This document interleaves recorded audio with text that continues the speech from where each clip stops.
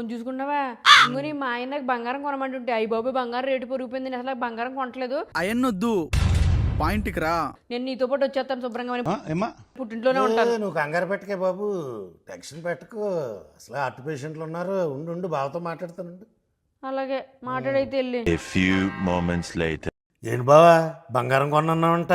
ఇదేమన్నా పెదరాడి జమాన్ అనుకున్నావా జడ్జిమెంట్లు పాస్ చేయడానికి? మళ్ళీ నువ్వు బంగారం కొనలేదు అనుకో, అది పుట్టింటికి వచ్చేది. మనకు కావాల్సింది కూడా అదేలేమ్మా. పుట్టింటికి వచ్చేస్తే మా మనసు అంతపోతుంది. ఆ పాటలే నువ్వే పడిపోవు దాంతో. ఏంటి బావా బంగారం అంటే నెక్లెస్ అడుగుతుంది? పెద్ద ప్లానింగే. ఎంతో కొంత నేనే పంపిస్తాను, దాంతో ఆ పాటలే నువ్వే పడిపోవా. అలా అయితే హ్యాపీనే. వాళ్ళది నెక్లెస్ అడిగింది, రేపొద్దున వడ్డానం అడిగిద్ది.